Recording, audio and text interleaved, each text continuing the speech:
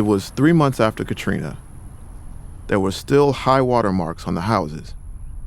There were still X's spray painted on the doors, marking the places that had already been checked for survivors, counting the bodies that had been found inside.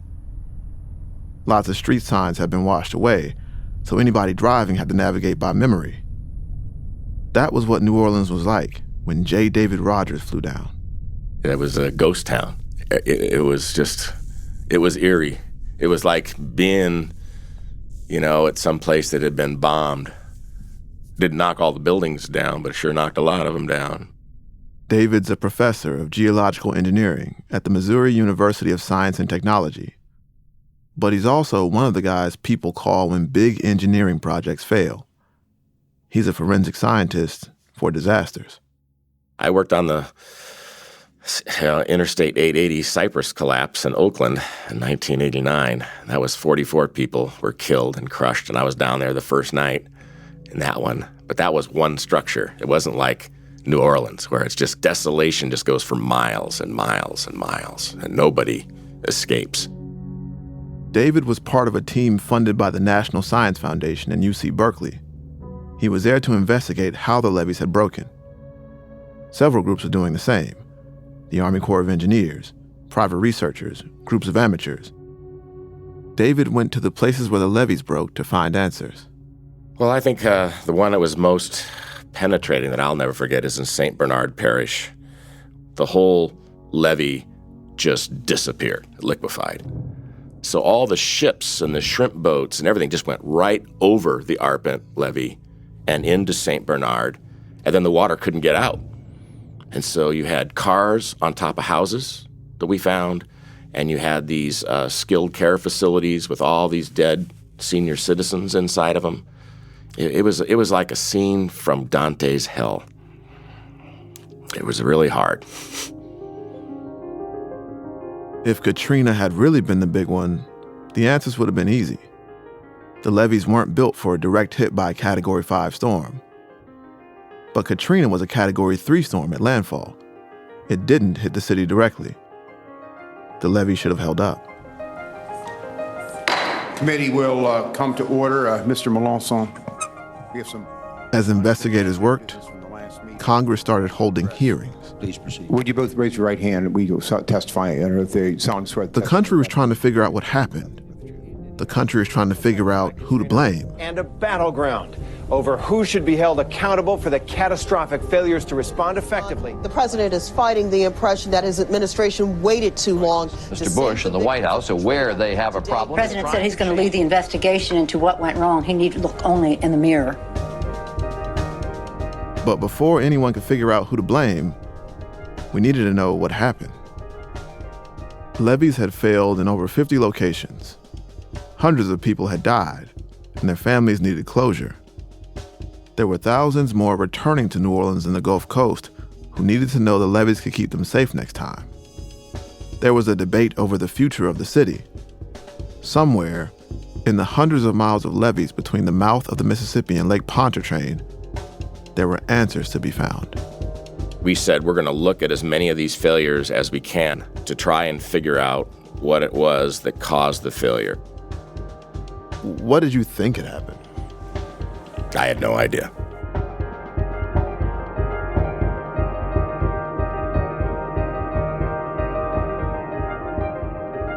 Part 6.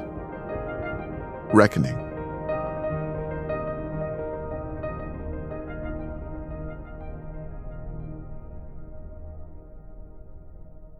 There wasn't much to do in the Drury Inn and Suites in Lafayette, Louisiana.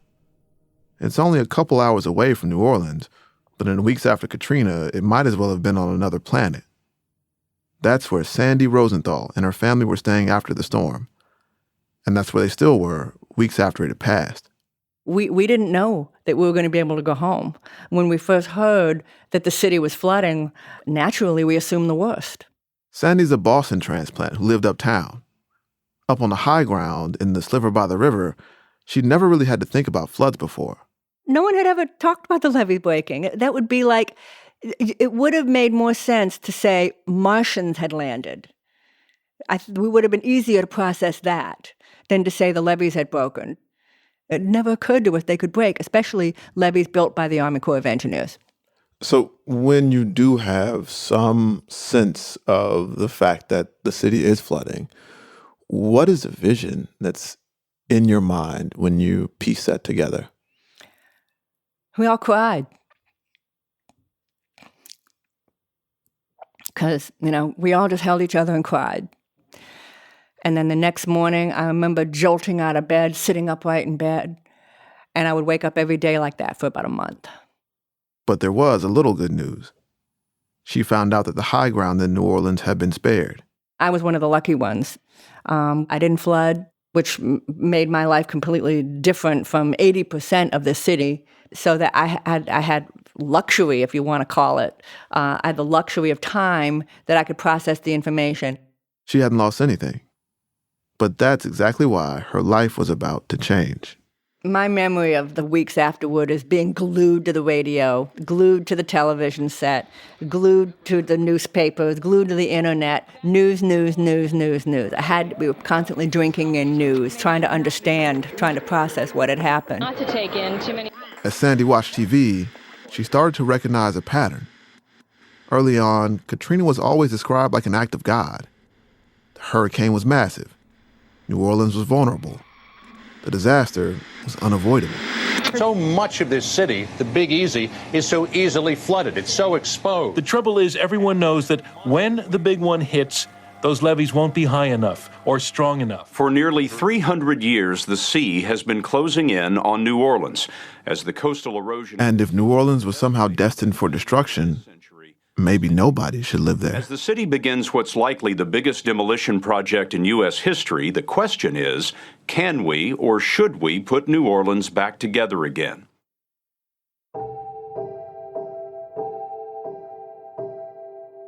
The idea that New Orleans shouldn't be rebuilt, didn't deserve to be rebuilt, it wasn't all that uncommon. Speaker of the House, Dennis Hastert, said early on that rebuilding the city didn't make any sense.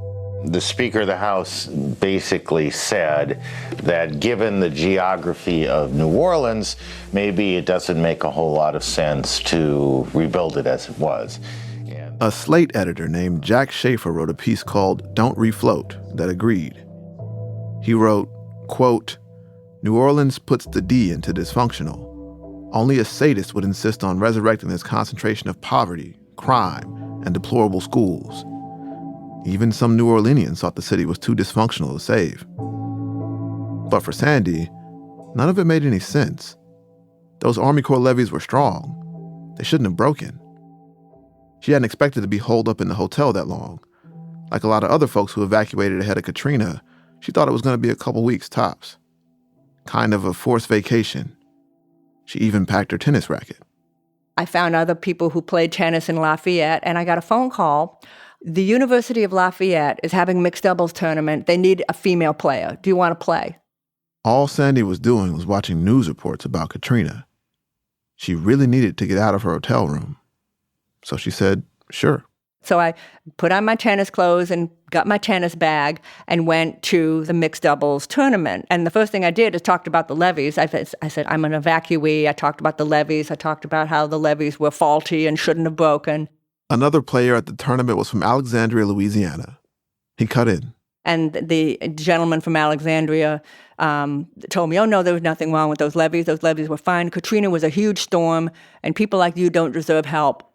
He just insulted every person I know, every family member I have, literally every friend I have, and every person in my entire city. He just insulted all of them with that statement. And by telling us, he basically had just said, we're stupid for living here and imbeciles for wanting to rebuild, that we wanted special consideration. He considered that chutzpah. That's chutzpah, that you want special help for your stupid behavior. And I went to I was shocked, of course. I went and got my keys. I held them up in front of the gentleman and said, I'm a victim, and if you don't apologize right now, I'm leaving. He did apologize. Sandy stayed and played. But she felt like she was seeing clearly for the very first time. When this gentleman spoke to me those words, he opened up a world I didn't realize was there. It's a world of people who are sitting in judgment and blaming us for our misfortune, and who, with their arms across their chest, were not going to provide us any of the help that we needed and deserved. And had he not opened up my eyes to that world, it is entirely true that I might have come home and just lived my life and done absolutely nothing. A lot of people were made into activists by Katrina, but Sandy Rosenthal might be the only one who got activated at a mixed doubles tournament. I was 48 years old at that point. I was working part-time, playing a lot of tennis, and not politically active at all. And then, like almost every person that experienced the trauma of the levee breaches, I changed. She decided she was going to find every piece of information she could about the levees so she could shut up people who were judging New Orleans. She was going to rally people to demand answers. She would argue for the right of New Orleans to come back. I don't know if it's partly innate who I am. I tend to ask questions. Sometimes I irritate people with the questions I ask, including my husband. But I ask questions, and if I don't get a sensible answer, I keep asking until I get the answers. She set up an online petition to demand that President Bush keep a promise to build the levees back stronger. And her 15-year-old son created a website.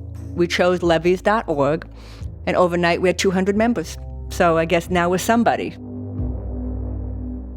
She had a mission. She had a website. She had numbers. Sandy was building an army. But they're about to go up against the real army. A general with the Army Corps of Engineers says he does not know how long it'll take to drain the flooded city of New Orleans. But the Corps of Engineers believes there is progress being made in stopping the rush of water. The Army Corps of Engineers says everything was done to protect New Orleans, but Hurricane Katrina was more than the levees were built to handle. The narrative that the Army Corps of Engineers wanted you to believe after their levees broke was that Katrina was just too big a storm, that the geography of New Orleans is almost totally below sea level and soft, spongy soils and difficult to work with. That's what the Army Corps wanted you to believe.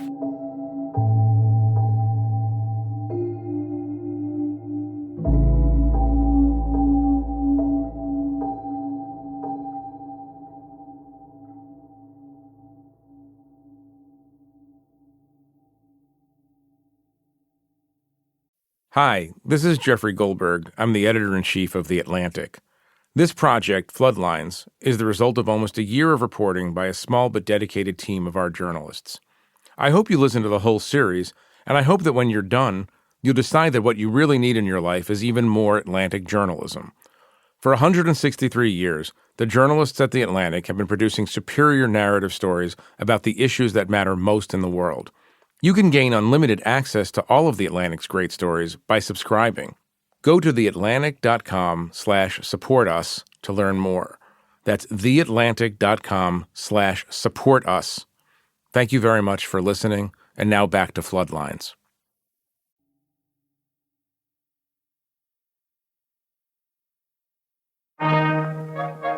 Take a valley, broad and gentle. Stretch it from the highlands to the sea. Cover it in grass, dense forests, lush fields, and great pastures. Cloak it with natural beauty.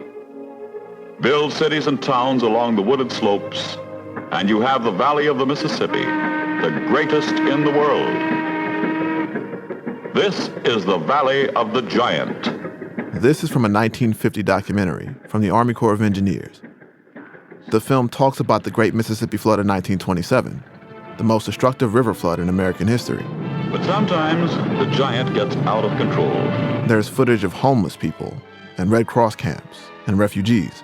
In response to this crisis, the Congress of the United States passed the Flood Control Act of 1928.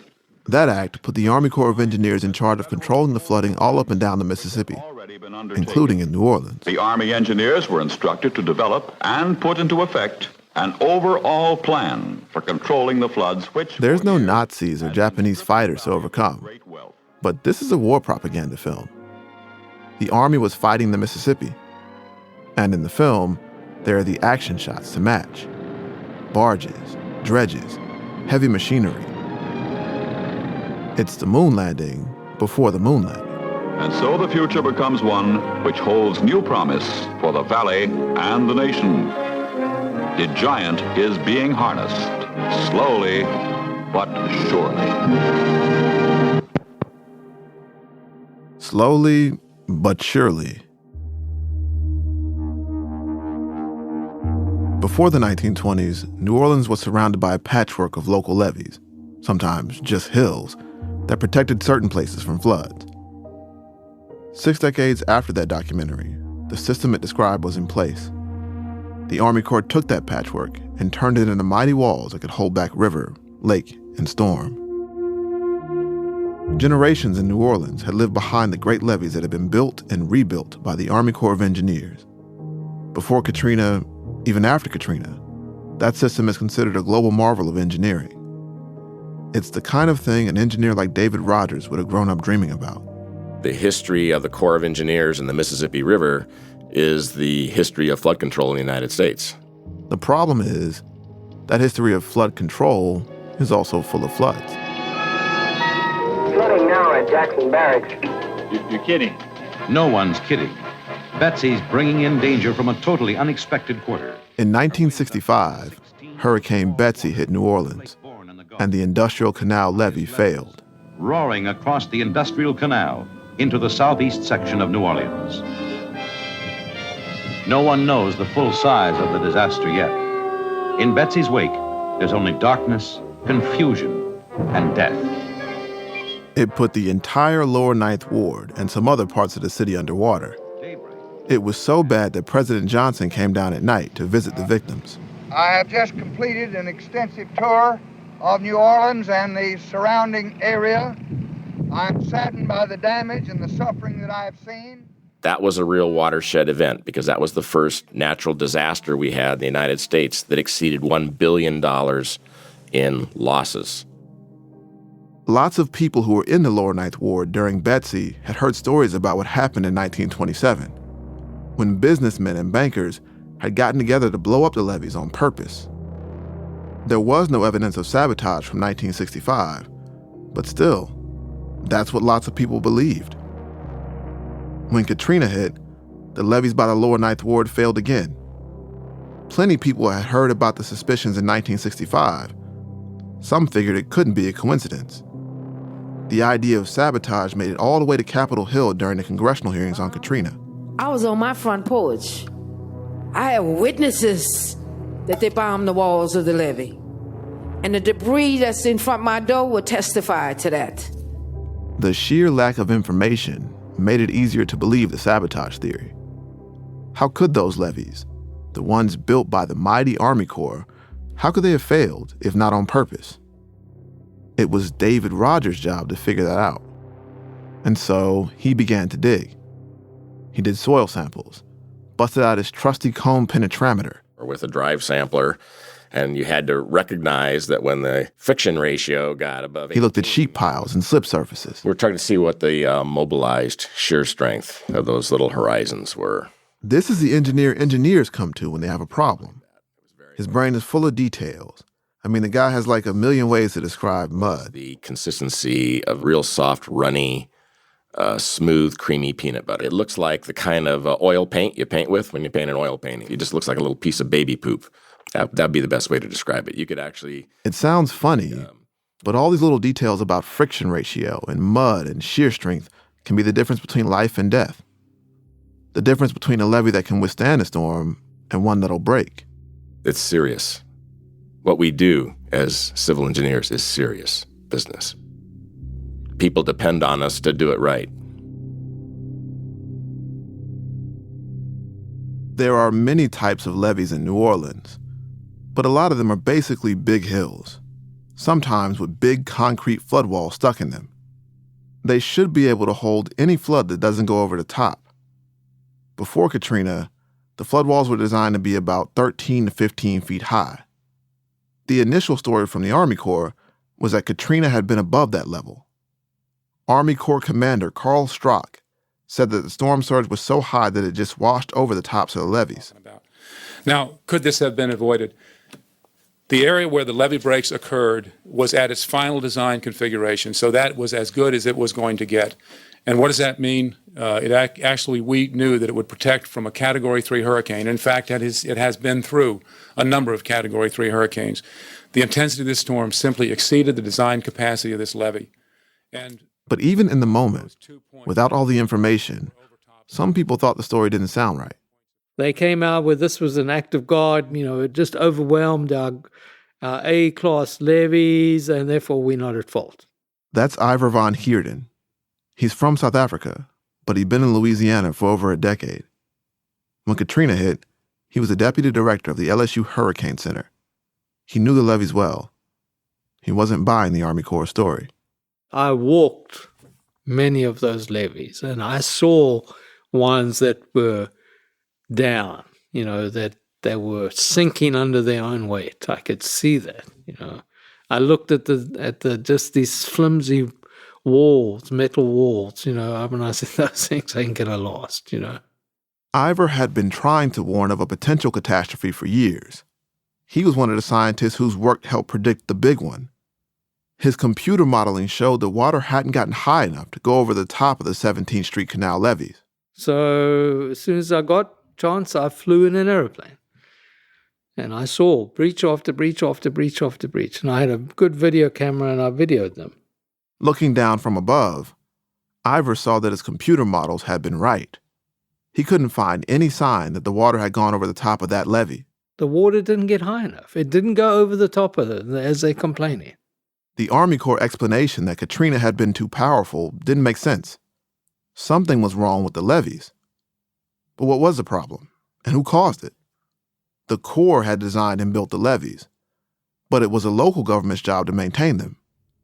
The FBI and DOJ started looking into whether local corruption could have partly been to blame. In a congressional hearing, Republican Bill Schuster outlined a similar theory. It's also my understanding that the two canals that broke were under the supervision, maintenance of the city of New Orleans, the levee boards, and the sewer and water treatment facilities. So I keep hearing the levees. I think that although the Corps, as I said, certainly may have designed them, there is responsibility equally for the folks that are there maintaining and supervising those levees on a daily, monthly, weekly basis. But the Corps firing back now, saying engineers worked with all levels of government to build those levees, and you can't blame one entity for the failure. On Capitol Hill today, tough questions about whether local officials who were supposed to make sure the city's levee system was properly maintained were doing their job. Just a few minutes ago, House Majority Leader Tom DeLay came out of this contentious meeting and said it's really not the federal government's fault, it's really the local government's fault in Louisiana. The blame game in full swing now. This meeting was very contentious. While this whole conversation was happening in Washington, David Rogers was visiting the breach sites around New Orleans. The problems he found didn't have much to do with maintenance at all. He found fundamental structural problems. Some levees were sinking. Some weren't high enough. Some weren't properly connected to others. There were huge gaps in between some walls. Later, testing showed the 17th Street levee couldn't hold nearly the amount of water it was designed to hold. Those gold standard levees built by the Army Corps of Engineers just weren't so great. There were some things that were just really, really stupid, really bad. Then there were things that were just honest mistakes, where there was a lack of peer review. There were details, nuances like that could have been done better. David and his colleagues released their report in 2006, after months of investigation. They found that the failures weren't just because of a particularly strong storm.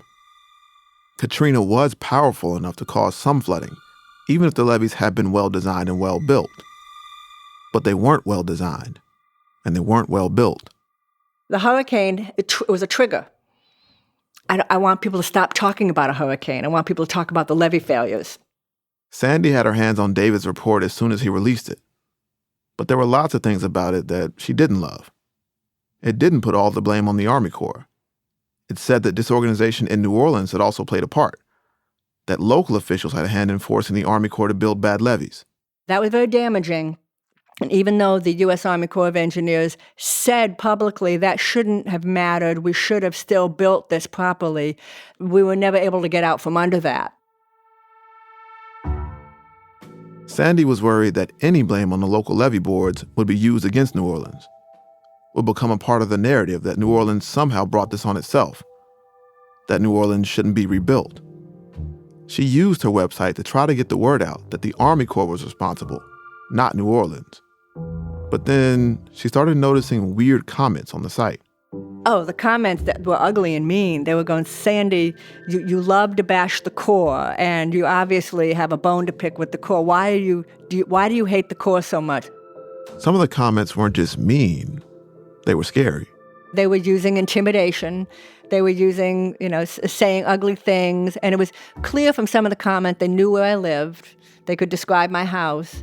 So a colleague of mine said, you should, you can look up IP addresses and you can see where they come from. I thought to myself, yeah, I know, but I didn't want to focus on that. Well, he insisted. I said, okay, I'll tell you what, I will. So they looked them up. I could see from their IP address where they were. They were actually Corps headquarters. A Department of Defense investigation eventually tracked some of the comments to the computer of an Army Corps contractor. We asked the Army Corps about it. A spokesperson said as soon as leadership heard about it, they put a stop to it. The Corps blocked levees.org from most of their computers. And the Army Corps was very embarrassed about it and actually issued me an apology for it. And he issued a memo to all of his staffers, don't do that. And most people would be frightened by it. But me, I was actually empowered by it because I knew I must be right. Why spend all this time and energy going after me if I'm wrong? If I was saying the earth was flat?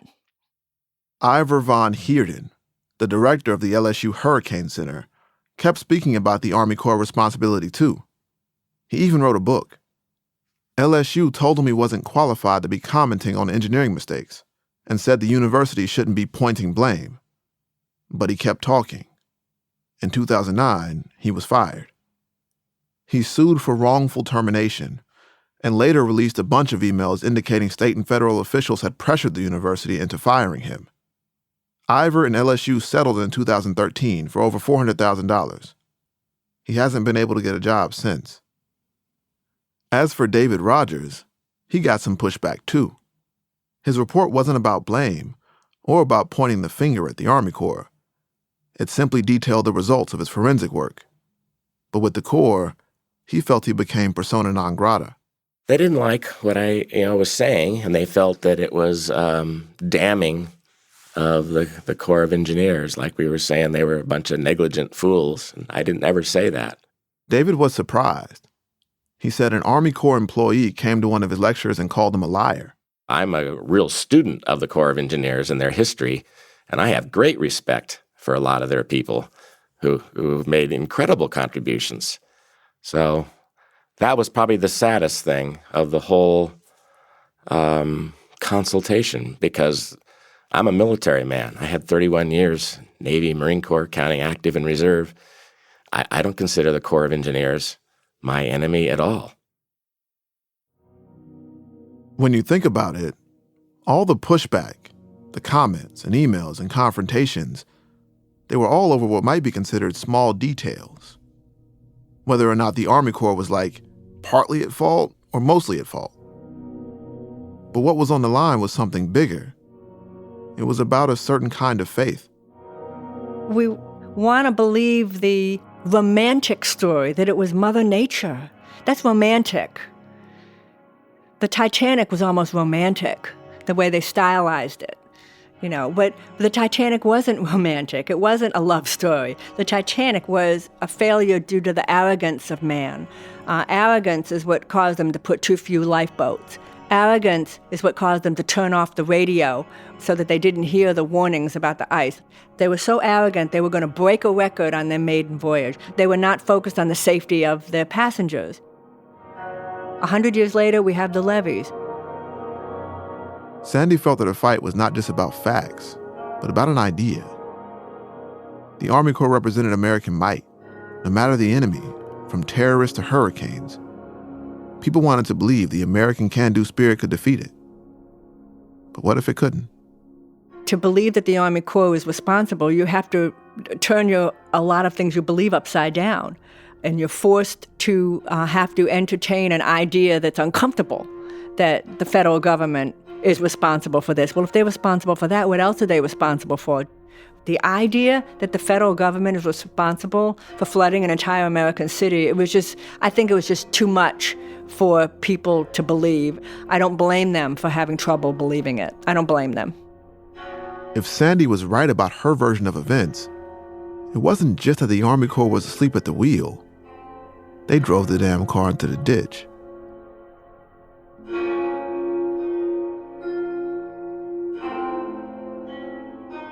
For the next decade, folks like Sandy and Ivor kept fighting that fight. Locals went to levee board meetings. They commemorated all the anniversaries. But going into the 10th anniversary, Sandy was still worried that New Orleans was getting blamed for the levee breaches. And she thought there was someone who might be able to correct the record, once and for all. David Rogers. Oh, yes, indeed. Yes, indeed. We traveled to Rolla, Missouri, to speak with him. And he was instrumental. He's a wonderful, wonderful man. Sandy brought David evidence that the local board didn't really have much to do with the breaches. She found information about an old test the Army Corps had done to figure out how deep to anchor the 17th Street and London Ave flood walls. Turns out it didn't interpret the test right. Those levees weren't deep enough. They were probably going to fail no matter what. So in 2015, David wrote a new report saying the local levee board had no role in those failures. I would say that was absolutely the coup of my organization. We urged the civil engineers to write it, and they did upon our urging, because they understood that it was true, that New Orleans was thrown under the bus. That's it. It took 10 years, but they'd gotten the author of the most influential report on the levees to correct the record. End of story. Today, the Army Corps agrees with that interpretation. After all the reports and research over the years, they've confirmed something they didn't in the immediate aftermath. They told us that design failures were a significant factor in the flooding of the city, and that they bear responsibility for those failures.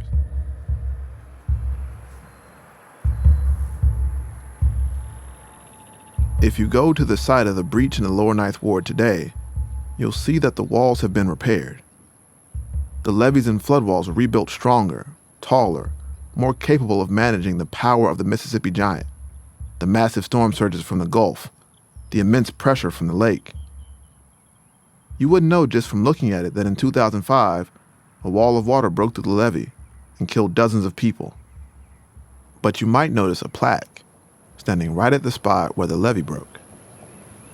The sign reads, Industrial Canal Flood Wall. The breach of the Industrial Canal and others during Hurricane Katrina created a pivotal moment in American history when flood walls designed and built by the U.S. Army Corps of Engineers failed. The flooding from the breach here killed hundreds, destroyed homes, toppled trees, and forever altered the fabric of the historic Lower Ninth Ward. The disaster forced the Army Corps to issue new guidelines in levee building, which improved safety for residents all across the country. Levees.org put this sign here. They worked with New Orleans to place signs at major breaches, with each one forever holding the Army Corps in America to account. Now, the story that everyone agrees on is the one that blames the U.S. government, and one that vindicates folks like Sandy, Ivor, and David. The flood was not inevitable.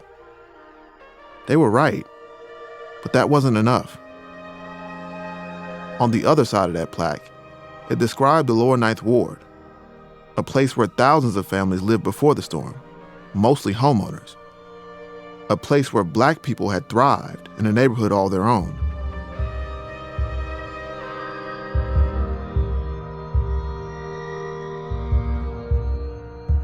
Most of New Orleans did come back. But on the street where this plaque sits, there is empty lot after empty lot.